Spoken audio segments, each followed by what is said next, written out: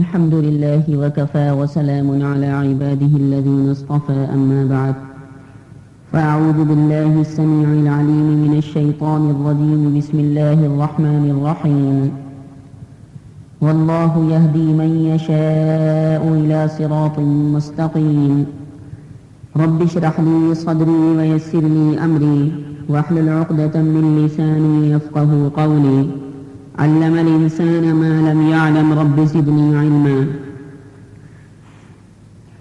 خواتین و حضرات، گزشتہ درس میں آپ نے اس مضمون کو سماعت فرمایا تھا کہ اللہ سبحانہ و تعالی نے حضرت آدم علیہ السلام کی آل اولاد کو دنیا کے اندر پھیلا دیا، مرد بھی پیدا کیے اور عورتیں بھی پیدا کی، اور حضرت آدم علیہ السلام کی اس آل اولاد کو باری تعالیٰ نے ایک ہی عقیدے کے اوپر قائم اور دائم رکھا کہ باری تعالیٰ ایک ہے، نہ ذات میں ان کا کوئی شریک ہے نہ صفات میں کوئی شریک ہے۔ حضرت نوح علیہ السلام کے زمانے تک تمام کے تمام لوگ اسی عقیدہ توحید کے اوپر قائم اور دائم رہے، اور ذرا ان کے اندر شرک نہ تھا، نفاق نہ تھا، اس عقیدے کے اندر جھول نہ تھا، کمزوری نہ تھی۔ اور جب تک انسان کے افراد اللہ سبحانہ و تعالی کو ایک مانتے رہے تو ان کے اندر اتفاق اور اتحاد قائم رہا، کیونکہ اللہ تعالیٰ کی وحدانیت جس قوم کے اندر ہوتی ہے اور صحیح انداز سے ہوتی ہے وہ قوم دنیا میں ترقی کرتی ہے۔ باری تعالیٰ کی وحدانیت اور یکتائی اس قوم کے افراد میں اور اس کے دلوں کے اندر نور اور برکت کی کیفیت پیدا کر دیتی ہے۔ اس لیے اسلام نے اس عقیدہ توحید کو بنیاد بنایا ہے۔ چنانچہ جن لوگوں نے اس کے اندر اختلاف کیا وہ دنیا کے اندر ذلیل ہوئے، خوار ہوئے، ذلت اور مسکنت ان کے اوپر لازم کر دی گئی، اور جو لوگ اس عقیدہ وحدانیت کے پرچم کو لے کر آگے بڑھے، اس کو بلند کرتے رہے، باری تعالیٰ کے پاکیزہ کلمے کا بول بالا کرتے رہے، اس کو مقدم رکھتے رہے، اللہ تعالیٰ بھی اس قوم کو مقدم رکھتے رہے۔ باری تعالیٰ نے خوش نصیب انسانوں کو اپنی یکتائی اور وحدانیت کی جانب رہنمائی فرما دی، ان کو ہدایت دے دی۔ اللہ سبحانہ و تعالیٰ نے ایسے لوگوں کو پسند کیا اور انہی کے ذریعے سفینہ اسلام کو آگے بڑھا دیا، اسلام کے قلعے کو مضبوط سے مضبوط تر فرما دیا۔ وَإِلَٰهُكُمْ إِلَٰهٌ وَاحِدٌ لَا إِلَٰهَ إِلَّا هُوَ الرَّحْمَٰنُ الرَّحِيمُ۔ اس وحدانیت کے بعد باری تعالیٰ کی رحمت انسانوں پر متوجہ ہوتی ہے، دنیا میں بھی رحمت فرماتے ہیں اور عالم برزخ میں بھی اور قیامت میں بھی انشاءاللہ اپنے وعدے کے مطابق رحمت کی چادر میں ڈھانپیں گے۔ لہذا آج کے درس میں اللہ سبحانہ و تعالی نے ارشاد فرمایا ہے کہ اللہ تعالیٰ جس کو چاہتے ہیں اس کو سیدھا سیدھا راستہ دکھا دیتے ہیں، صراط مستقیم کے اوپر گامزن کر دیتے ہیں، صحیح سڑک پر اس انسان کو چلا دیتے ہیں جس کو بھی چاہیں۔ باری تعالیٰ کی بارگاہ میں نہ کالے کی کوئی قید ہے، نہ گورے کی کوئی قید ہے، نہ چھوٹے کی، نہ بڑے کی، نہ شہر والے کی، نہ گاؤں والے کی، نہ دیہات والے کی، نہ کسی مخصوص قبیلے کی، کسی مخصوص خاندان کی۔ ہدایت اللہ تعالیٰ نے اپنے قبضہ قدرت میں رکھ چھوڑی ہے۔ اب سوال یہ ہے کہ ہدایت کہتے کس کو ہیں؟ آپ اس بات کو بخوبی سمجھ لیجئے کہ ہدایت عربی زبان کا ایک مشہور لفظ ہے۔ مہربانی کے ساتھ رہنمائی ایسی چیز کی طرف جو رہنما کی نظر میں اچھی ہو، یہ ہدایت کے حقیقی معنی ہے۔ کہنے کا مطلب یہ ہے کہ جو آدمی ہدایت والا ہوگا، دوسروں کو ہدایت دینے والا ہوگا، جو ذات دوسروں کی رہنمائی کرنے والی ہوگی، اس کے اندر نرمی کا مادہ ہوگا، اس کے اندر سختی نہیں ہوگی، اس کے اندر تلخی نہیں ہوگی، اس کے اندر کڑواپن نہیں ہوگا، بلکہ اس کی ذات میں شیرینی ہوگی، حلاوت ہوگی، مٹھاس ہوگی، چاشنی ہوگی۔ اس کے اندر شفقت اور رحمت اور مودت اور مہربانی کا مادہ ہوگا، اور ایسی چیز کی جانب رہنمائی کرے گا جو اس کی نظر میں اچھی ہوگی۔ یہ ہدایت کے حقیقی معنی ہے۔ اللہ سبحانہ و تعالی نے انسانوں کو اسلام کی ہدایت دی، ایمان کی ہدایت دی، تو جس وقت باری تعالی نے ایمان اور اسلام کی جانب رہنمائی فرمائی، اسلام اور ایمان کی جانب ہدایت دی، تو باری سبحانہ و تعالی بندوں کے اوپر مہربان تھے اور ہیں۔ اور ظاہر ہے کہ ہدایت کے معنی کے اندر ایسی چیز کی طرف رہنمائی کی قید لگی ہوئی ہے جو رہنما کی نظر میں اچھی ہو، ہدایت دینے والے کی نگاہ میں اچھی ہو، عمدہ ہو، مفید ہو، نفع بخش ہو۔ اسلام باری تعالیٰ کی نگاہ میں سب سے عمدہ چیز ہے۔ پیدا فرمانے کے بعد باری تعالیٰ یہی چاہتے کہ بندہ ایمان کی سڑک پر چلے، بندہ اسلام کی سڑک پر چلے، نہ شرک کرے، نہ نفاق کرے، نہ زندقے پر عمل کرے، نہ الحاد کو اختیار کرے، اس کے اندر ذرہ برابر بھی کجی نہ ہو، ذرہ برابر بھی اس کے اندر ٹیڑھ پن نہ ہو، سیدھے سیدھے صراط مستقیم کے اوپر چلتا رہے۔ اللہ سبحانہ و تعالی کی یہی مشیت ہے، اور باری تعالی بندوں سے یہی بات چاہتے بھی ہیں۔ لہذا جب ہدایت کے معنی آپ حضرات کے ذہن و دماغ میں بیٹھ گئے اور یہ معنی سمجھ میں آ گئے، تو باری تعالیٰ کی کرم فرمائی اور باری تعالیٰ کی احسان والی کیفیت بھی آپ کے ذہن و دماغ میں آ رہی ہوگی کہ باری تعالیٰ نے کس قدر احسانات فرمائی ہیں اور کس قدر انعامات نازل فرمائی ہیں، کہ ایسی شاندار سڑک کا عطا پتہ بتا دیا جو سیدھی سیدھی منزل کی جانب انسان کو لے جاتی ہے۔ ہماری آپ کی منزل کیا ہے؟ ہماری آپ کی منزل آخرت۔ آخرت میں بھی اللہ سبحانہ و تعالیٰ کی ذات گرامی کی رضا کے باری تعالیٰ وہاں سب کے سامنے یہ بات ارشاد فرما دے کہ میں اس بندے سے راضی ہوں۔ ظاہر سی بات ہے کہ جس بندے کے بارے میں اللہ سبحانہ و تعالیٰ کی جانب سے یہ پروانہ جاری ہو جائے گا کہ میں اس بندے سے راضی ہوں، اس کی قسمت بہت زیادہ بلند ہوگی، اس کی قسمت کا ستارہ بہت زیادہ چمکتا دمکتا ہوگا۔ اس لیے آقا مدنی صلی اللہ علیہ وسلم کو ساتھ میں بھیجا کہ آپ دنیا میں تشریف لے جائیں، اور دنیا میں تشریف لے جانے کے بعد ہدایت کا مفہوم سارے لوگوں کے سامنے اجاگر فرما دیں، اس کے حقیقی معنی کو واشگاف انداز میں بیان فرما دیں۔ ہدایت کیسے دی جاتی ہے، ہدایت دے کر بتا دیں، ہدایت کا عملی نمونہ پیش فرما دیں، اپنے شاگردوں کو ہادی بھی بنا دیں، مہدی بھی بنا دیں۔ ہادی کے معنی راستہ دکھلانے والا، مہدی کے معنی وہ انسان جس کو راستہ دکھلا دیا گیا ہو۔ نبی کریم صلی اللہ علیہ وسلم نے اس پر پورا عمل کر کے دکھلایا۔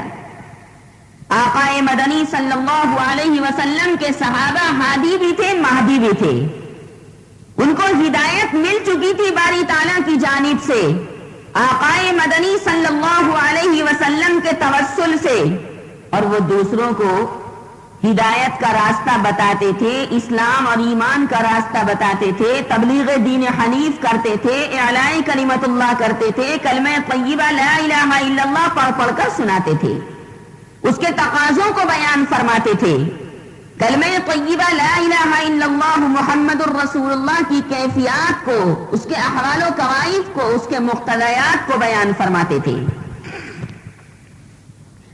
أَلَمْ تَرَ كَيْفَ ضَرَبَ اللَّهُ مَثَلًا كَلِمَةً طَيِّبَةً كَشَجَرَةٍ طَيِّبَةٍ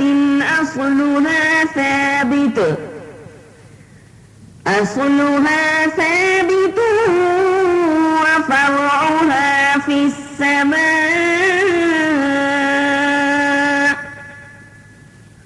تؤتي كل حين بإذن ربها ويضرب الله الأمثال للناس لعلهم يتذكرون۔ اس پاکیزہ کلمے کی جڑیں بہت مضبوط ہیں اور اس کی شاخیں آسمان میں بلند ہیں۔ ہدایت جو قرآن کریم کے اندر موجود ہے، ہدایت جو احادیث کریمہ کے اندر موجود ہے، ہدایت جو آقا مدنی صلی اللہ علیہ وسلم کی ذات گرامی کے اندر موجود ہے، ہدایت جو حضرات صحابہ کرام رضوان اللہ تعالی علیہم اجمعین کی ذوات قدسیہ میں موجود ہے، ہدایت جو اولیاء کرام کی ذوات قدسیہ میں موجود ہے، بزرگان دین کی ذوات قدسیہ کے اندر موجود ہے، اس کے بھی کچھ درجات ہیں۔ آج ہدایت کا مفہوم آپ سمجھ لیں۔ اللہ نے ہدایت دی، اس کا کیا مطلب ہے؟ اللہ نے ہدایت نہیں دی، اس کا کیا مطلب ہے؟ آپ یاد رکھیں کہ ہدایت کے معنی میں نے ابھی آپ کے سامنے بیان کیے کہ مہربانی کے ساتھ ایسی چیز کی طرف رہنمائی کرنا جو رہنما کی نظر میں اچھی ہو، ہدایت کہلاتا ہے۔ انسان کو ہدایت کرنے کے اللہ تعالیٰ کی طرف سے 6 طریقے ہیں، یا بالفاظ دیگر یوں کہا جائے کہ ہدایت کے 6 ترتیبی درجات ہیں۔ ہدایت کے نچلے درجے پر پہنچے بغیر اوپر کے درجے پر کوئی پہنچ نہیں سکتا۔ ہدایت کے جو 6 درجے شریعت اسلامیہ کے اندر رکھے گئے ہیں، ان کے اندر ترتیب ہے، تنسیق ہے، ان کے اندر تنظیم ہے۔ پہلے درجے پر قدم رکھو، اس کے بعد دوسرے درجے پر، پہلے درجے پر قدم رکھا نہیں اور دوسرے درجے پر قدم رکھنے کی کوشش شروع کر دی، بیکار ہے، ہدایت نہیں ملے گی۔ پہلے درجے پر قدم، اس کے بعد دوسرے پر، اس کے بعد تیسرے پر، اس کے بعد چوتھے پر، اس کے بعد 5ویں پر اور اس کے بعد 6 درجے پر قدم رکھو تو ہدایت مکمل طریقے سے مل جائے گی۔ ہدایت کے وہ 6 طریقے کون کون سے ہیں جو مرتب ہیں، منسق ہیں؟ ہدایت کا پہلا درجہ یہ ہے کہ باری سبحانہ و تعالی نے انسان کو پیدا فرمایا اور پیدا فرمانے کے بعد اس کے جسم کے اندر اعضا رکھے، آنکھ کو بنایا، ناک کو بنایا، کانوں کو بنایا، رخساروں کو بنایا، دانتوں کو بنایا، اسی طرح انگلیوں کو بنایا، ہاتھ پیروں کو بنایا، جگر، معدہ، آتے، یہ تمام کی تمام چیزیں اللہ نے بنائی۔ اور پھر انسان کے جسم میں دل رکھا، دماغ رکھا، ذہن رکھا، فہم و فراست کا مادہ رکھا، سمجھ بوجھ کا مادہ رکھا۔ اگر باری تعالیٰ کی مشیت ہوتی، ان کی چاہت ہوتی تو انسان کو ان تمام اعضاء سے خالی کر کے بھی پیدا فرما سکتے تھے، مگر باری تعالیٰ نے انسان کو بنایا اور عقل والا بنایا، قلب والا بنایا، دل والا بنایا، سمجھ بوجھ والا بنایا، کھڑے کھوٹے میں امتیاز پیدا کرنے والا بنایا، خیر اور شر کے اندر جدائی پیدا کرنے والا بنایا، تاکہ انسان دنیا میں جانے کے بعد شر کے راستے کو چھوڑ کر خیر کے راستے پر گامزن ہو جائے، اسی کو اختیار کرے، اسی کو محبوب بنائے، اسی کو پسندیدہ بنائے، اسی کو اختیار کرے، اسی کا انتخاب کرے۔ باری تعالیٰ نے دونوں درجے دکھا رکھے ہیں، دونوں مرتبے انسان کے سامنے اجاگر فرما رکھے ہیں۔ لا اقسم بهذا البلد وانت حل بهذا البلد ووالد وما ولد لقد خلقنا الإنسان في كبد أيحسب أن لن يقدر عليه أحد يقول أهلكت مالا لبدا أيحسب أن لم يره أحد ألم نجعل له عينين ولسانا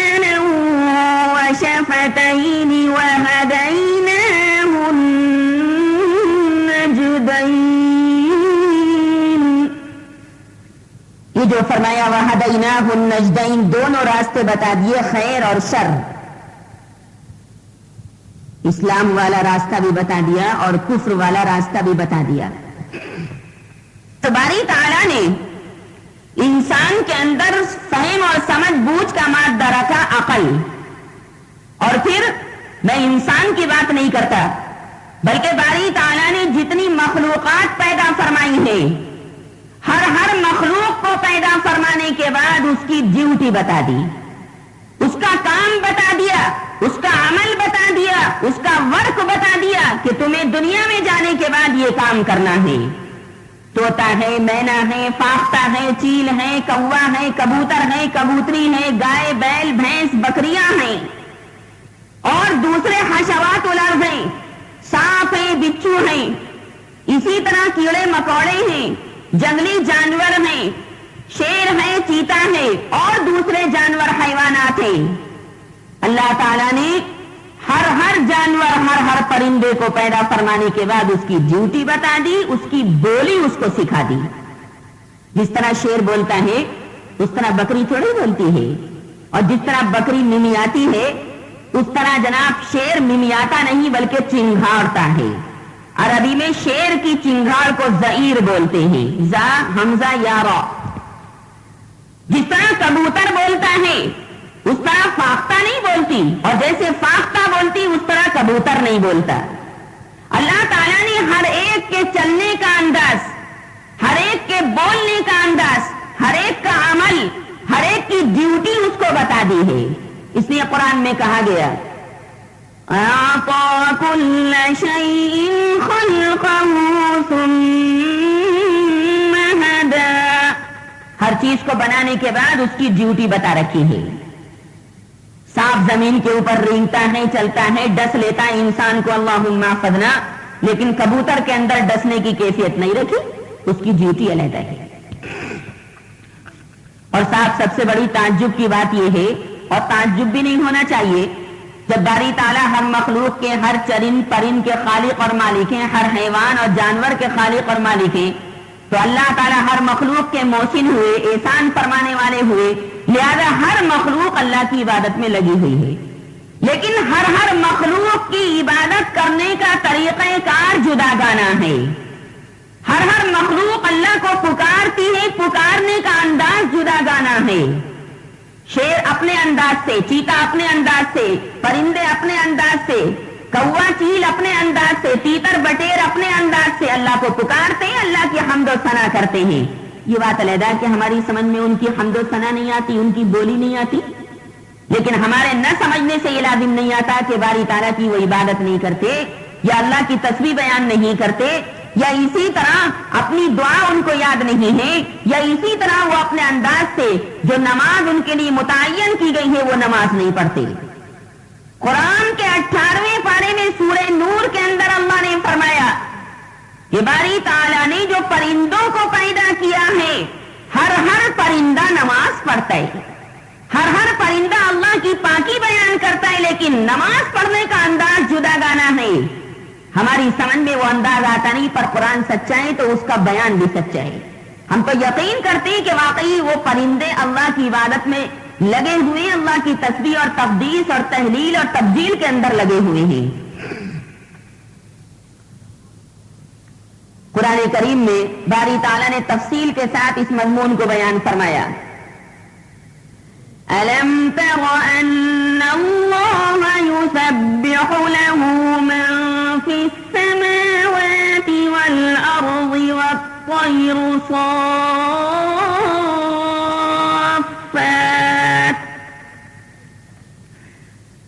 كُلٌّ قَدْ عَلِمَ صَلَاتَهُ وَتَسْبِيحَهُ وَاللَّهُ عَلِيمٌ بِمَا يَفْعَلُونَ۔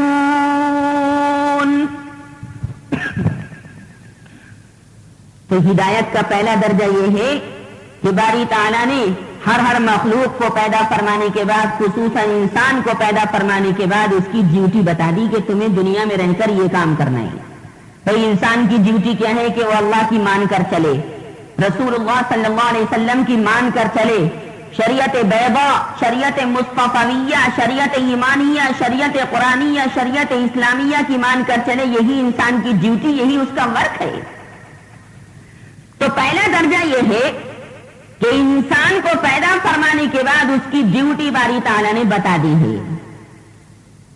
دوسرا درجہ ہدایت کا جو پہلے درجے کے بعد ہے، اللہ تعالیٰ نے کائنات کے اندر بہت سے ایسے دلائل رکھے ہیں، کائنات کے اندر بہت سی ایسی چیزیں رکھی ہیں کہ جن کے اندر غور و فکر کرنے کے بعد، جن کو دیکھنے کے بعد اللہ سبحانہ و تعالیٰ کی یاد آتی ہے۔ وہ دلائل جو آسمانوں کے اندر ہیں، وہ دلائل جو زمینوں کے اندر ہیں، وہ دلائل جو پہاڑوں کے اندر ہیں، اسی طرح وہ دلائل اور وہ چیزیں، وہ علامتیں، وہ نشانیاں جو باری تعالیٰ نے انسان کے جسم کے اندر رکھی ہیں، یہ ہدایت کا دوسرا درجہ ہے۔ حضرت امام ابو حنیفہ علیہ الرحمہ نے ارشاد فرمایا کہ ایک انسان جو دنیا کے اندر پیدا ہوا، سمجھ بوجھ آنے کے بعد اس انسان کو بالکل تنہا چھوڑ دیا جائے، نہ اس کو کوئی یہودیت بتلائے، نہ نصرانیت بتلائے، نہ مجوسیت بتلائے، نہ شیعیت بتلائے، نہ قادیانیت بتلائے، نہ اشتراکیت بتلائے، کسی مذہب کا پرچار اس کے سامنے نہ کیا جائے۔ حضرت امام اعظم ابو حنیفہ علیہ الرحمہ ارشاد فرماتے ہیں کہ وہ خالی انسان جس کے سامنے کوئی مذہب، کوئی مسلک پیش نہ کیا جائے، وہ ضرور آسمانوں کے اندر آسمانوں کی چیزوں میں، زمین اور زمین کی چیزوں میں غور و فکر کرنے کے بعد اللہ کو ایک ماننے کے قابل ہو جائے گا، اللہ کو ایک ماننے کے لیے ایگری اور تیار ہو جائے گا۔ انسان کے اعضاء میں آپ غور کریں، قرآن کریم نے تو دعوت دی ہے، فرمایا وَفِي الْأَرْضِ آيَاتٌ لِّلْمُوقِنِينَ وَفِي أَنفُسِكُمْ أَفَلَا تُبْصِرُونَ۔ فرمایا زمین میں یقین کرنے والوں کے لیے ہم نے بہت سی نشانیاں رکھ چھوڑی جو ہماری ذات کا عطا پتہ بتاتی ہیں، کہ پہاڑوں کو بھی کسی نے بنایا ہے، گھاس پھوس کو بھی کسی نے بنایا ہے، گلاب کے پھول کو بھی کسی نے بنایا ہے، چمیلی کے پھول کو بھی کسی نہ کسی نے بنایا ہے، رات کی رانی کے پھول کو کسی نہ کسی نے بنایا ہے، وہ دن کا راجا ہے، اس کے پتے ہیں، پودے کے اندر لگے ہوئے ہیں، ان پتوں کو بھی بنانے والا کوئی نہ کوئی ہے۔ ارے دریا کے پانی میں جب کشتی چلتی ہے تو وہ کشتی خود بتاتی ہے کہ مجھے کسی نہ کسی نے بنایا ہے۔ انسان کے اعضائے جسم، جگر، معدہ، آنتیں، انگلیاں، ناخن، کچا ناخن، پکا ناخن، ایسے ہی دوسرے اعضائے جسم خود اس بات پر دلالت کرتے ہیں کہ کوئی نہ کوئی بنانے والا خدا ہے، صناع حقیقی ہے، کہ جس نے ہم کو بنایا ہے، وجود بخشا ہے۔ دنیا کا بڑے سے بڑا ڈاکٹر ناخن بنانے پر قادر نہیں، وہ ناخن جو اللہ نے بنایا، جن کو ہم ہر ہفتے کاٹ کر پھینک دیتے ہیں، ان ناخنوں کو اللہ نے بنایا ہے، وہ ناخن ڈاکٹر بنانے پر قادر نہیں۔ آنکھ بالکل بیکار ہو جاتی ہے، ڈاکٹر بنانے پر قادر نہیں، کیونکہ یہ باری تعالیٰ کی مخصوص تخلیق ہے، باری تعالیٰ کی مخصوص بناوٹ ہے، اور اللہ نے اپنی بناوٹ کو، اپنی پیدا کردہ چیزوں کو مضبوط سے مضبوط تر بنایا ہے۔ صنع اللہ الذی اتقن کل شیء، یہ اللہ کی بناوٹ ہے، اللہ نے اپنی بناوٹ کو مضبوط کیا ہے، کوئی مقابلہ نہیں کر سکتا ہے۔ خدا دو تھوڑے ہی کہ جو دوسرا خدا پہلے والے خدا کے مقابلے پر آ سکے، ہرگز نہیں۔ لہذا یہ دلائل آفاقیہ جو دنیا جہان میں موجود ہیں، اور دلائل انفسیہ جو انسان کی ذات میں موجود ہے، خدا تعالیٰ کی جانب رہنمائی کرتے ہیں، اور ان کی ہدایت خاموشی سے ہوتی ہے، جو ہر وقت خاموش پیام ہدایت لا رہے ہیں، اور روشن دانش والے کے لیے ان کی ہدایت بڑی ہدایت ہے، جو ارباب عقل و دانش ہیں، ارباب بصیرت ہیں، ارباب فہم و فراست ہیں، سمجھ بوجھ رکھنے والے ہیں، وہ ان دلائل کو دیکھ کر خدا کے قریب آتے چلے جاتے ہیں۔ اس لیے فرمایا کہ شریعت اسلامیہ کا جتنا گہرا علم انسان حاصل کرتا رہے گا خدا کے اتنا ہی قریب سے قریب تر ہوتا چلا جائے گا.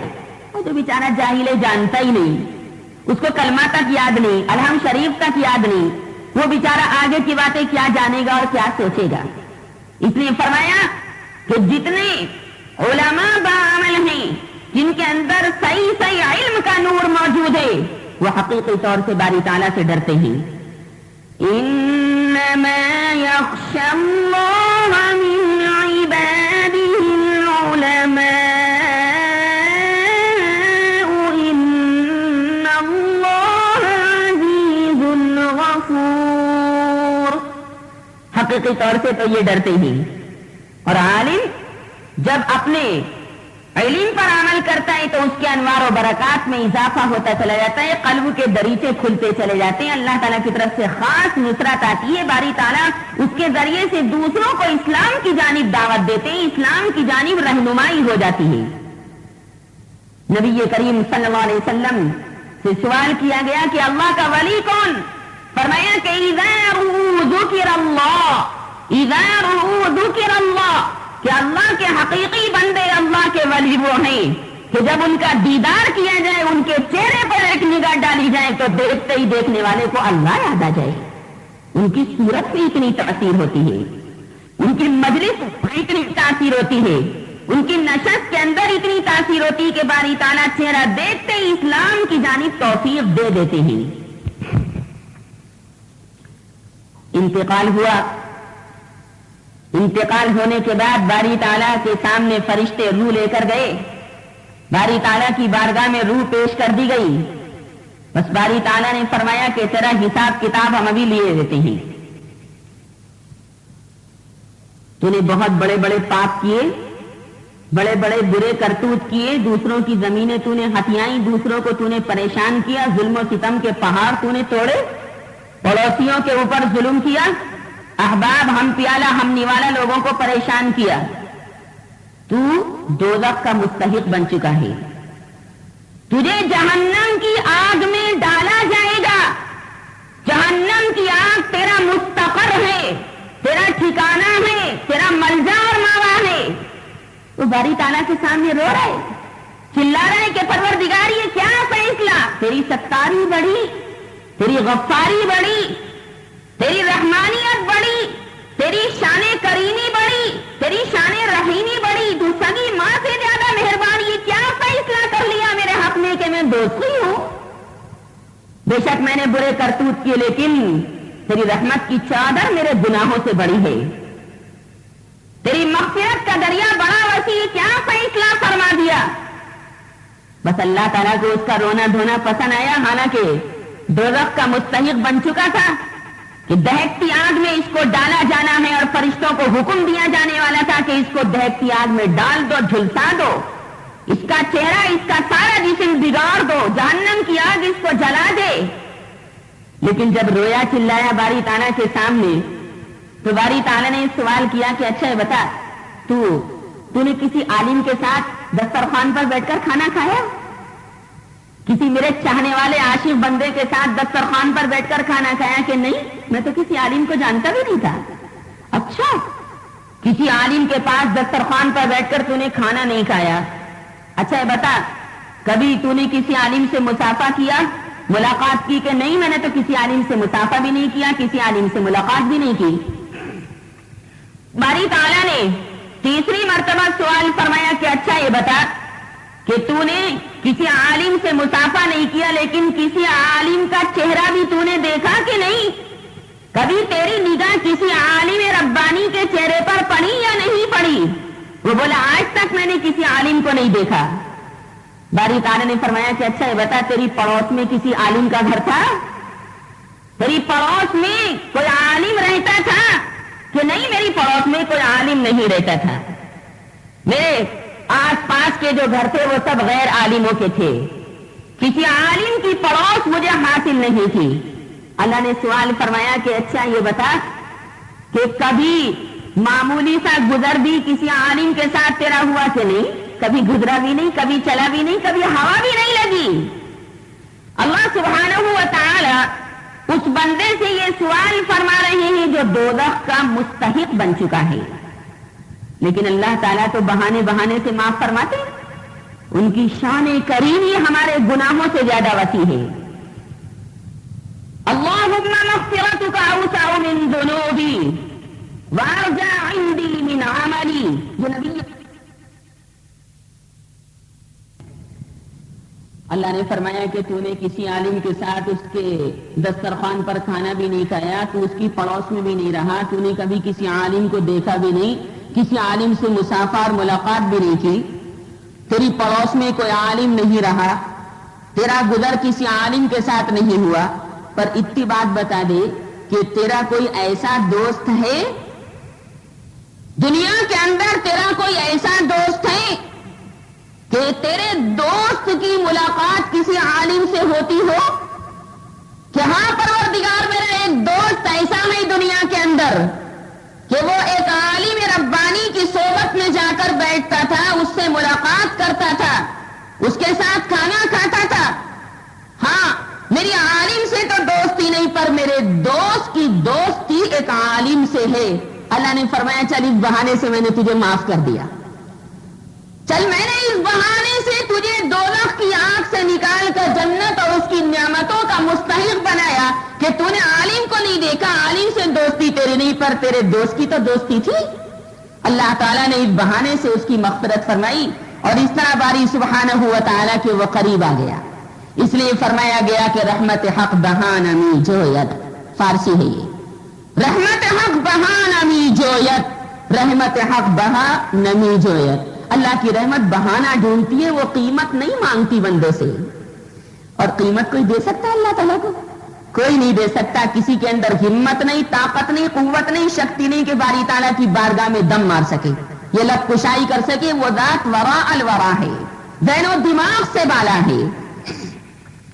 تو ہدایت کا دوسرا درجہ وہ دلائل، وہ چیزیں جو اللہ نے زمینوں میں رکھی کہ ان کو دیکھ دیکھ کر مجھ خدا کے وجود پر دلالت حاصل کرو، رہنمائی حاصل کرو.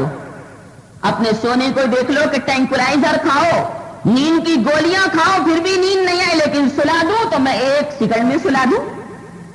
اس لیے قرآن میں احسان جتلایا گیا کہ رات کے اندر اے لوگوں جو آپ سوتے ہو، یہ میری شان کریمی ہے جو تم سو کر راحت حاصل کرتے ہو. ورنہ جب جگا دوں، نیند کو بھگا دوں، 1000 گولیاں کھاؤ، انجیکشن لگائے ڈاکٹر، لیکن نیند نہیں آتی. اللہ نے فرمایا تمہاری نیند میری قدرت کاملہ کی نشانی ہے. وَمِنْ آيَاتِهِ مَنَامُكُمْ بِاللَّيْلِ وَالنَّهَارِ وَابْتِغَاؤُكُمْ مِنْ فَضْلِهِ. تم کو سلانا، تمہاری آنکھوں کو جھپکانا، تمہاری آنکھوں میں نیند دینا مجھ خدا کا کام ہے. ہدایت کے 2 درجے ہوئے. ہدایت کا تیسرا درجہ یہ ہے کہ باری تعالیٰ نے انسان کو عقل دی، عقل دینے کے بعد زمین آسمان کی چیزوں کو اپنی وحدانیت پر دلیل بنایا. اور تیسرے درجے میں اگر کوئی اپنی عقل سے خدا کو نہیں سمجھ سکا، دلائل انفسیہ، دلائل داخلیہ، دلائل خارجیہ سے اللہ کو نہیں سمجھ سکا، تو اللہ نے پھر 1,24,000 پیغمبر دنیا میں بھیجے. یہ ہدایت کا تیسرا درجہ ہے. اللہ نے رسولوں کو بھیجا، پیغمبروں کو بھیجا، ہر پیغمبر نے اللہ کا راستہ دکھایا. میرے بھائیوں آ جاؤ، میری بہنوں آ جاؤ. کہاں آپ محبوط الحواس بنے پھر رہے ہیں اور کہاں ٹامک ٹوئیاں مارتے پھر رہے ہیں؟ ہرگز نہیں. اس برے کانٹوں بھرے راستے کو چھوڑ کر پیغمبر سمجھا رہے صراط مستقیم پر آ جاؤ. سیدھا سیدھا راستہ ہے، کوئی گڈھا نہیں ہے. یہاں کی زمین بالکل سیدھی سیدھی اللہ تک پہنچانے والی ہے. اور ساتھ میں پیغمبروں کے ساتھ، نبیوں کے ساتھ، رسولوں کے ساتھ کتابوں کو نازل فرمایا. تورات نازل فرمائی، انجیل نازل فرمائی، زبور نازل فرمائی، قرآن کریم نازل فرمایا، صحف ابراہیم، صحف موسیٰ کو نازل فرمایا کہ پیغمبر دنیا سے چلا جائے تو پیغمبر پر نازل ہونے والی کتاب دنیا میں موجود ہے، اس سے رہنمائی حاصل کرو.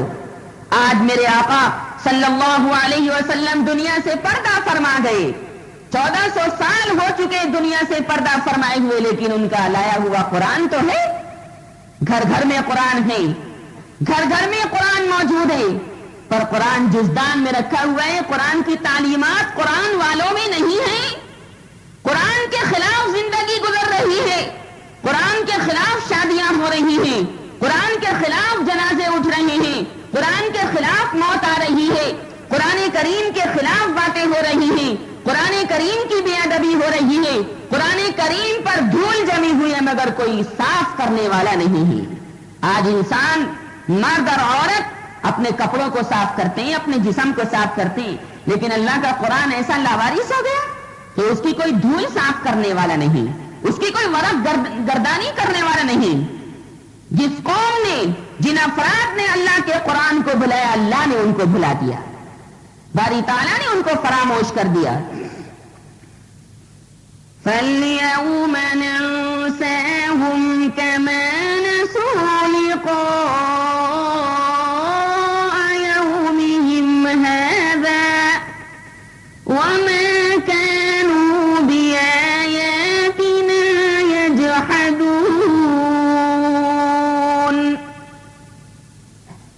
پیغمبروں کو بھیج کر، کتابوں کو بھیج کر باری تعالیٰ نے ہدایت کو عام فرما دیا.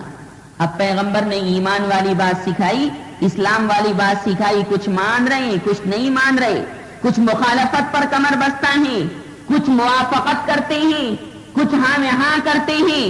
بہت کم لوگ ایمان لانے والے ہیں، بہت کم لوگ صراط مستقیم پر چلنے والے ہیں، بہت کم لوگ سیدھی سیدھی راہ کو پکڑنے والے ہیں. ایمان تو آ گیا، پیغمبر کی بات مان لی، کلمہ بھی پڑھ لیا، لا الہ الا اللہ محمد الرسول اللہ، اللہ کے سوا کوئی معبود حقیقی نہیں، اور محمد صلی اللہ علیہ وسلم اللہ کے رسول برحق ہیں. اس کا یقین بھی کر لیا، دین کو مان لیا، اسلام کو مان لیا، قرآن کو مان لیا کہ اللہ تعالیٰ کی طرف سے نازل شدہ کتابیں، سب چیز مان لی، لیکن عملی زندگی کوری ہے. ایمان والا ہے نماز نہیں پڑھتا، ایمان والا ہے کلمہ پڑھتا ہے لیکن اس کے باوجود رمضان شریف کے روزے نہیں رکھتا. ایمان والا ہے، مالدار ہے، صاحب نصاب ہے، سال گزرنے کے بعد زکوٰۃ نہیں دیتا، غریبوں کی مدد نہیں کرتا، غریبوں کی اعانت نہیں کرتا، حقوق والوں کے حقوق دبا رہا ہے، ابھی غافل ہے. کلمے کی شمع روشن تو ہوئی، کلمے کا چراغ اس کے دل کی زمین پر جلا تو صحیح، پر اس کی لو مدھم ہے. اگر اس چراغ اسلامی، چراغ ایمانی، چراغ قرآنی کی لو تیز ہوتی تو پھر یہ نماز کی طرف کو بھی لپکتا اور اس کا جی مسجد میں پھنستا، اس کا جی قرآن سے بہلتا. یہ ناول نہ پڑھتا، یہ 20ویں صدی نہ پڑھتا، یہ رسالہ شمع نہ پڑھتا، پاکیزہ آنچل نہ پڑھتا، یہ تو قرآن سے جی بہلاتا. بڑے بدتمیز ہو کہ تمہارے پاس اتنا ٹائم ہے، قرآن کریم سے تم اتنے خالی ہو کہ تمہیں قرآن پڑھنے کی فرصت نہیں اور پاکیزہ آنچل پڑھنے کی فرصت ہے، ہندی کا رسالہ سریتا پڑھنے کی فرصت ہے. کل کو اللہ نے قیامت میں پوچھ لیا کہ میں نے وقت کی دولت دی تھی، تم نے اس وقت میں پاکیزہ آنچل پڑھا، میرا قرآن کیا ختم ہو گیا تھا؟ تو اللہ کو کیا جواب دیا جائے گا؟ اللہ تعالیٰ تو یہی چاہتے ہیں کہ بندہ ہر حال میں، ہر آن میں، ہر سانس میں، ہر سیکنڈ میں، ہر گھڑی میں مجھے یاد کرے. کیسا پاکیزہ آنچل؟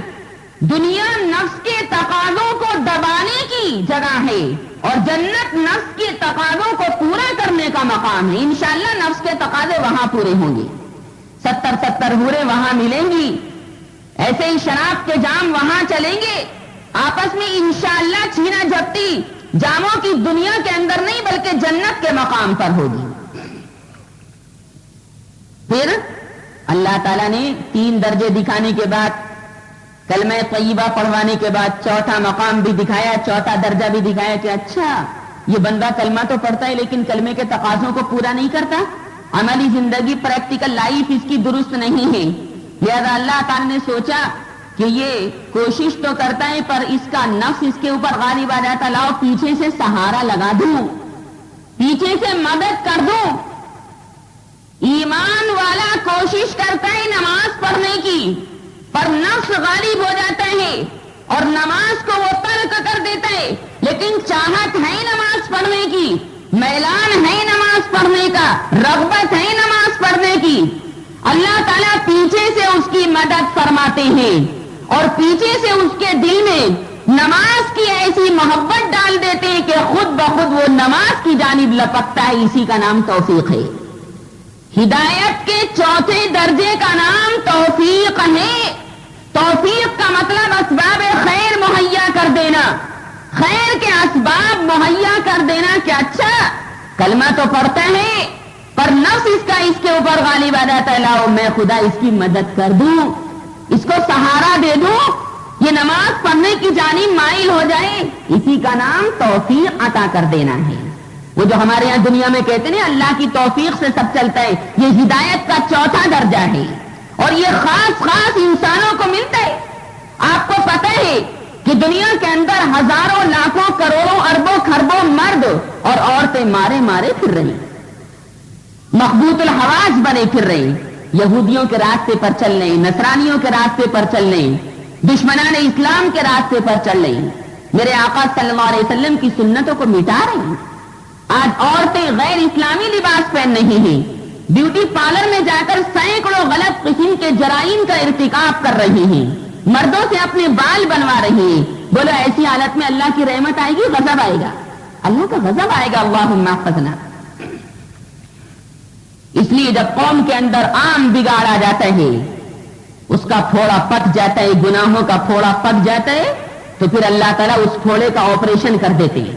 جیسے پھوڑا پکنے کے بعد ڈاکٹر کے سامنے لے جایا جائے, ڈاکٹر کہتا ہے کہ اب تو شگاف لگانا پڑے گا, اس کا آپریشن کرنا ضروری, ورنہ اس کا پائزن, اس کا زہر پوری باڈی میں پھیل جائے گا. ایسے اللہ تعالیٰ پھر اپنا کوڑا برساتے ہیں اللہم احفظنا جب انسان نہیں مانتا, اور جب ماننے کی کوشش کرتا ہے تو پیچھے سے باری تعالیٰ توفیق عنایت فرماتے ہیں. سیدھے راستے پر چلاتے رہتے ہیں, پھر سب لوگ کہتے ہیں بھئی فلاں آدمی تو اب بڑا نیک ہو گیا, فلاں لڑکی بہت نیک ہو گئی. ہدایت کا پانچواں درجہ توفیق عطا فرمانے کے بعد اپنی ذات گرامی کی معرفت کے مقامات پر ترقی دینا اور اپنی معرفت کے پہلے درجے پر پہنچا کر دوسرے درجے کا راستہ کھول دینا, اور دوسرے درجے سے تیسرا مرتبہ, اور تیسرے سے چوتھا مرتبہ دکھا دینا, اور چوتھے سے پانچواں مرتبہ دکھا دینا. اسی طرح ترقی کرتے کرتے آخری درجہ انسان کے لیے, اللہ کے عاشق کے لیے, اللہ کے ولی کے لیے, اللہ کے محب کے لیے, اللہ کے پرستار کے لیے یہ ہوتا ہے کہ آدمی اللہ کا نور, اللہ ہی کے نور سے دیکھتا ہے, اللہ ہی کے نور سے چلتا ہے, اللہ ہی کے نور سے کھاتا ہے, اللہ ہی کے نور سے سوتا ہے, اللہ ہی کے نور سے ملاقات کرتا ہے. اس کی آنکھوں میں بھی نور, اس کی ناک میں بھی نور, اس کی پیشانی پر بھی نور, اس کے سر کے بالوں پر بھی نور, اس کی ٹھوڑی پر بھی نور, اس کے دانتوں کے اندر نور, اس کے ہاتھوں کے اندر نور آ جاتا ہے. ساری باڈی نورانی بن جاتی ہے. کیوں؟ اس لیے کہ وہ ہدایت کا پانچواں درجہ حاصل کر چکا ہے. توفیق ملنے کے بعد خدا سے قریب ہو رہے, اور میرا خدا نور ہے, نور جو اس کے قریب جائے گا اس کو بھی نور ملے گا. اللہ نور السماوات والارض مثل نوره كمشكاة فيها مصباح المصباح في زجاجة الزجاجة كأنها كوكب يوقد من شجرة مباركة زيتونة لا شرقية ولا غربية يكاد زيتها يضيء ولو لم تمسسه نار نور على نور يهدي الله لنوره من يشاء ويضرب الله الأمثال للناس والله بكل شيء عليم. 5 درجے اس انسان کو ملے, اب یہ نور کا پتلا بن گیا. بظاہر ماں کے پیٹ سے پیدا ہوا، بظاہر ماں کی چھاتیوں سے لپٹ کر اس نے دودھ پیا، بظاہر غذا کھائی، بظاہر یہ انسان ہے پر نور کا پتلا ہے، اس کے انگ انگ میں نور بھر چکا ہے۔ یہ 5 درجے جس کو حاصل ہو جاتے جنت کا سرٹیفکیٹ اس کے لیے پکا ہے۔ ہدایت کے 5 درجے دنیا کے اندر ہیں، ہدایت کا 6واں درجہ جنت آخرت کے لیے ہے۔ یہ 5 درجے جو پالے گا، 5 مراتب ہدایت کے حاصل کر لے گا، ہدایت کی 5 چیزیں اپنے اندر پیدا کر لے گا، قیامت میں اللہ تعالیٰ جنت کا راستہ اس کو آسانی سے دکھائیں گے اور بنا حساب کتاب فرشتوں سے فرمائیں گے کہ اس نوری پتلے کو، انسان کو جو نوری نور ہے، جنت میں لے جاؤ، کیونکہ جنت نور کا مقام ہے۔ وہاں کیسا اندھیرا اور کیسے جناب ظلمت۔ اس لیے باری تعالیٰ آخرت میں نجات دے کر اپنا قرب عطا فرمائیں گے، اور ظاہر ہے کہ بندے کا یہی مقصود، بندے کا یہی مطلوب، بندے کی یہی منزل حقیقی کہ اللہ تعالیٰ کی ذات مجھے میسر ہو جائے اور باری تعالیٰ اپنا قرب نصیب فرما دے اور فرما دے کہ یہ میرا ہے اور یہ میں اس کا ہوں۔ یہ 6 درجے ہدایت کے ہیں، 5 درجے دنیا میں چلتے ہیں، اور 6واں درجہ اللہ سبحانہ و تعالیٰ نے ہدایت کا آخرت کے لیے رکھ چھوڑا ہے۔ وہ آخرت کا درجہ یہ کہ جنت میں باری تعالیٰ اس کو آسانی سے پہنچا دیں گے۔ ہدایت کبھی بہت مشقت سے ملتی ہے، بہت قد و کاوش کرنی پڑتی ہے، بڑا رونا چلانا پڑتا ہے، ابتحال نیاز مندی کرنی پڑتی ہے، اللہ کے کریم دروازے کو کھٹکھٹانا پڑتا ہے، اور کبھی بہانے سے مل جاتی ہے۔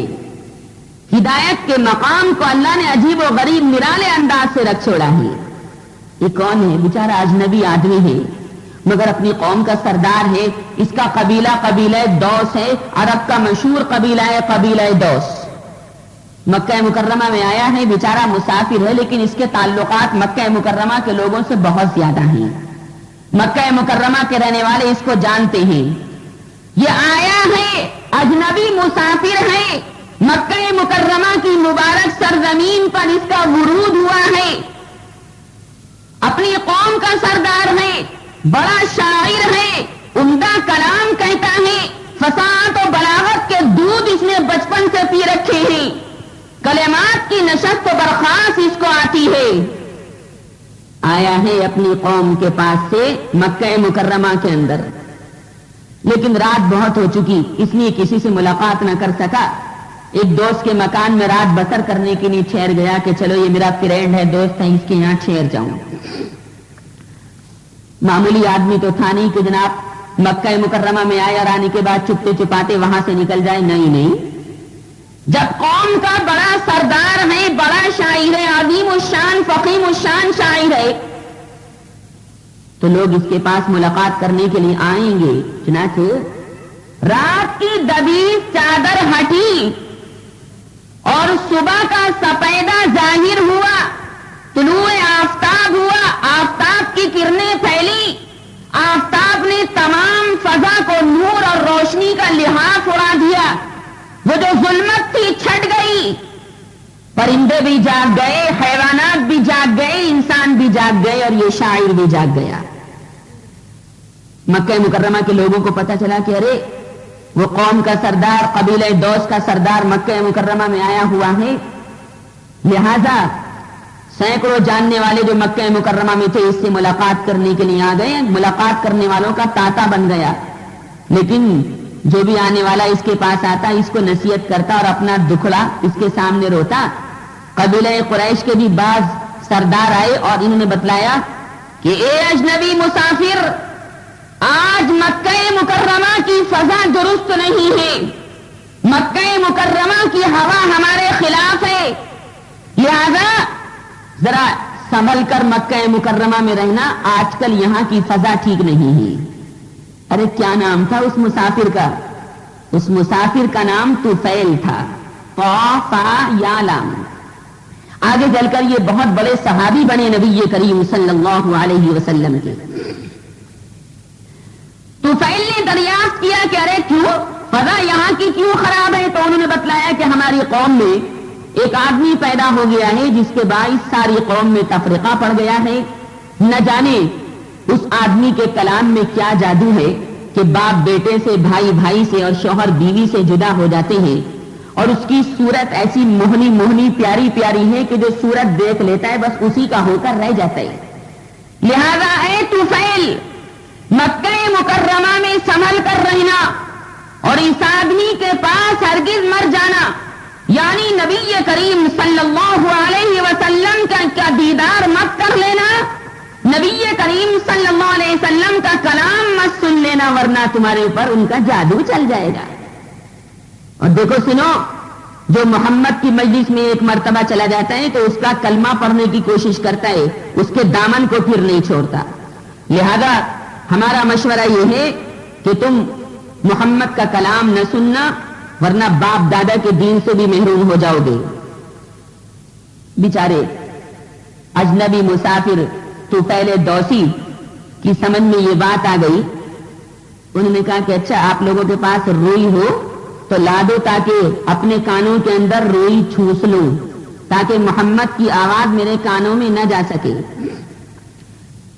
کہیں قرآن کریم کی آواز میرے کانوں میں داخل نہ ہو جائے، ورنہ محمد کا جادو میرے اوپر بھی چل جائے گا صلی اللہ علیہ وسلم۔ بس طفیل نے اپنے دونوں کانوں میں روئی ٹھوس لی، رات میں بھی روئی، دن کے اندر بھی روئی، سڑک پر چلیں تو روئی، گھر کے اندر آئیں تو روئی۔ اس طرح مکہ مکرمہ میں دن گزارنے لگے۔ اتفاقاً ایک دن خانہ کعبہ میں یہ طفیل داخل ہوئے تو خاتم النبیین، خاتم المرسلین، اشرف الانبیاء والمرسلین حضرت آمنہ کے در یتیم، نبی کریم، نبی وسیم، نبی جسیم صلی اللہ علیہ وسلم کو نماز پڑھتے پایا۔ اب جو دیکھا کہ محمد صلی اللہ علیہ وسلم نماز میں ہیں، لہذا طفیل نے اپنے کانوں کی روئی کو ذرا اور اندر کو ٹھوس لیا کہ کہیں محمد صلی اللہ علیہ وسلم کا کلام کان میں نہ پڑ جائے۔ لیکن سنیے، جس وقت یہ طفیل مضبوطی سے اپنے کانوں کی روئی کو اندر ٹھوس رہے تھے، ان کی تقدیر ان کے پیچھے کھڑی مسکرا رہی تھی۔ ارے طفیل، تم کانوں کے اندر روئی ٹھوس رہے ہو، پر میں خدا تمہیں محمد کا غلام بنانا چاہتا ہوں، میں خدا تمہیں اسلام اور ایمان کی دولت سے سرفراز کرنا چاہتا ہوں۔ یہ روئی نکلے گی، ضرور نکلے گی، اسلام کی بات ان کانوں میں جائے گی۔ کہا تم دوزخ کے راستے پر چلے، میں نے تو تمہاری تقدیر میں جنت کی حوریں لکھ چھوڑی ہیں۔ اب مشیت الہی نے اپنا عمل شروع کیا۔ نبی کریم صلی اللہ علیہ وسلم نماز میں اللہ کا قرآن پڑھ رہے ہیں، قرآن کریم کی آواز روئی کی دیوار کو پھلانگتے ہوئے طفیل کے کانوں میں رس گھولنے لگی۔ ارے کلام اللہ کا، آواز رسول اللہ کی، مقام خانہ کعبہ، مقام مسجد حرام، انوار و برکات کی جگہ، اللہ کے نور کا مقام، اللہ کے کلام نے طفیل کے کانوں کی چوکھٹ پر قدم رکھ لیا اور طفیل کے دل کے نہا خانے میں اترنے لگا۔ اللہ اکبر! اس قرآن کے کلام میں رسول اللہ کی زبان میں ایسا کیف و سرور اور ایسی لذت، ایسا انبساط تھا کہ طفیل کے دل میں محمد صلی اللہ علیہ وسلم کی آواز اترتی چلی گئی۔ اللہ نے فرما دیا کہ یہ دل جو طفیل کا ہے، اس میں کلمہ کفریہ نہیں جائے گا، بلکہ قرآن کے مبارک کلمات یہاں جڑ پکڑیں گے۔ طبیعت کو عرصہ دراز کے بعد جو خوشی میسر آئی تو طفیل نے اپنے کانوں کی روئی کو ذرا ڈھیلا کیا، اور یہ عرب کا نابغہ روزگار شاعر سید المرسلین صلی اللہ علیہ وسلم کے ذرا اور قریب آ گیا، روئی کانوں سے نکال کر پھینک دی، اور کیوں نہ پھینکتا کہ کانوں میں حضور کی آواز رس گھول رہی تھی صلی اللہ علیہ وسلم۔ اب طفیل پر عالم محویت طاری ہے، حضور صلی اللہ علیہ وسلم تلاوت کلام پاک فرما رہے ہیں، طفیل مبہوت کھڑے ہیں، نبی کریم صلی اللہ علیہ وسلم نے نماز پوری کی اور اپنے دولت قدے کی طرف چل پڑے، آگے آگے نبی تھے اور پیچھے پیچھے طفیل۔ دروازے پر پہنچ کر طفیل نے میرے آقا صلی اللہ علیہ وسلم کو روک لیا، اور روکنے کے بعد عرض کیا کہ اے میرے محبوب آقا، میں اپنا سر آپ کے قدموں میں رکھتا ہوں، اے میرے آقا، آپ کی قوم نے مجھے آپ کا کلام سننے سے اس قدر ڈرا دیا تھا کہ میں نے کانوں میں روئی ٹھوس لی تھی، مگر اللہ کی مشیت مجھے آپ کے دروازے پر لے آئی۔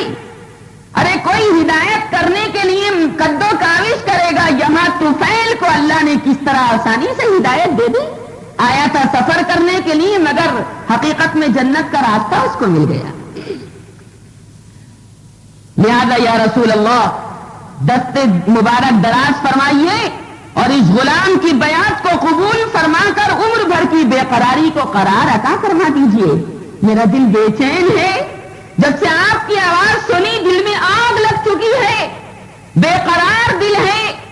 اب مکے میں اگر کوئی مجھے اچھا لگتا ہے تو اے میرے آقا آپ مجھ کو اچھے لگتے ہیں، میرا دوست بھی مجھے اب اچھا نہیں لگ رہا۔ خدا تعالیٰ کی قسم میں نے قرآن سے بہتر کبھی کوئی کلام نہ سنا۔ خدا کی قسم اے میرے آقا یہ انسان کا کلام نہیں ہے۔ طفیل نے اسلام قبول کر لیا۔ نبی کریم صلی اللہ علیہ وسلم ان سے بڑے خوش ہوئے، اپنے قبیلے کی طرف لوٹنے لگے تو طفیل نے نبی کریم صلی اللہ علیہ وسلم کی خدمت شریفہ میں عرض کیا کہ یا رسول اللہ، میں نے قرآن سننے کے ڈر سے کانوں میں روئی ٹھوس لی تھی، اب اس کا کفارہ اسی طرح ادا ہو سکتا ہے کہ اپنے علاقے میں جاؤں اور اپنے علاقے میں جا کر گلی گلی، کوچے کوچے، بستی بستی، نگری نگری، ہر راستے میں قرآن کا پیغام سناؤں، نگری نگری پھروں، قرآن کے کلمات میری زبان پر جاری ہوں، اوپر سے اللہ کی مدد ہو، اور اے میرے آقا ادھر سے آپ کا فیضان میرے قلب پر جاری ہو جائے۔ میں تو چاہتا ہوں کہ جس طرح میں نے روئی ٹھوسی تھی آج اپنی قوم کو بھی جا کر مسلمان کروں، اپنی ماں اور بہنوں کو جا کر کلمہ طیبہ لا الہ الا اللہ محمد الرسول اللہ پڑھواؤں، سناؤں کہ بتوں میں کچھ نہیں رکھا، اللہ کے غیر میں کچھ نہیں رکھا، اور جا کر بتاؤں کہ آگ جلانے میں اللہ کی محتاج ہے، پانی ڈبونے میں اللہ کا محتاج ہے، رزق و حلق سے نیچے اترنے میں اللہ کا محتاج ہے، آسمان خدا کا محتاج اور زمین خدا کی محتاج، اور یہ زمین کی میخیں یعنی پہاڑ بھی خدا تعالیٰ کے محتاج ہیں۔ اللہ کا غیر، اللہ کے بغیر کچھ نہیں کر سکتا، اور اللہ اپنے غیر کے بغیر سب کچھ کرنے پر قادر ہے۔ میں تو گلی گلی گھوموں گا، کوچے کوچے جاؤں گا، بستی بستی گھوموں گا، نگری نگری پھروں گا، قرآن کی آیتیں پڑھوں گا، اور قرآن کی آیتیں پڑھ پڑھ کر تبلیغ دین حنیف کروں گا، ہدایت کے راستے کھول دوں گا، قوم کو جا کر ہدایت دوں گا، ہادی بھی بنوں گا، مہدی بھی بنوں گا، اپنے بچوں کو جا کر سمجھاؤں گا۔ اور آج سے یا رسول اللہ، میں نے چونکہ آپ کی غلامی کا دم بھر لیا، میں آپ کا ناکارہ غلام ہوں اور آپ میرے حقیقی آقا ہیں، لہذا مجھے آپ کے سائے عاطفت کی ضرورت ہے۔ اللہ سبحانہ و تعالیٰ کی شان کریمی ضرور ہے، محمد صلی اللہ علیہ وسلم آپ کے وسیلے سے میری دستگیری فرمائے گی، لہذا یا رسول اللہ کبھی اپنا سایہ مت ہٹا لینا۔ ارے آپ کے توسل سے مجھے خدا تعالیٰ کی وحدانیت ملی۔ نبی کریم صلی اللہ علیہ وسلم نے یہ باتیں سنی تو خوش ہو گئے۔ میرے آقا تو تھے رحمت للعالمین، قوم کے اوپر بہت زیادہ مہربان، کیوں نہ خوش ہوتے کہ چلو اللہ کا ایک سپاہی تو پیدا ہوا۔ کس طرح آسان انداز سے اللہ سبحانہ و تعالیٰ نے حضرت طفیل رضی اللہ تعالیٰ عنہ کو اسلام کی ہدایت نصیب فرمائی، اور قرآن کی ہدایت کے مطابق، قرآن کریم کے فرمان کے مطابق طفیل جنتی ہی، کیونکہ حضور پاک صلی اللہ علیہ وسلم کے وہ صحابی ہیں، انہوں نے جا کر اسلام و ایمان اور قرآن کی خدمت کی، نگری نگری جا کر جناب اسلام کا میسج اور اسلام کا پیغام لوگوں کو سنایا، اور بتوں کو توڑوا دیا، غیر اللہ کی جو پوجا ہوتی تھی وہ ختم کروا دی۔ اللہ سبحانہ و تعالی نے اس انسان کو جو اپنی قوم کا سردار تھا، عظیم الشان، فخیم الشان، جلیل الشان شاعر تھا، اللہ نے دوزخ کے راستے سے اس کو بچا کر جنت کے راستے پر گامزن فرما دیا۔ سچ کہا ہے کہ باری تعالیٰ سبھی ماں سے زیادہ بندوں پر مہربان ہیں۔ اللہ تعالیٰ مجھے بھی عمل کی توفیق نصیب فرمائے، اور آپ حضرات کو بھی۔ وآخر دعوانا الحمدللہ رب العالمین۔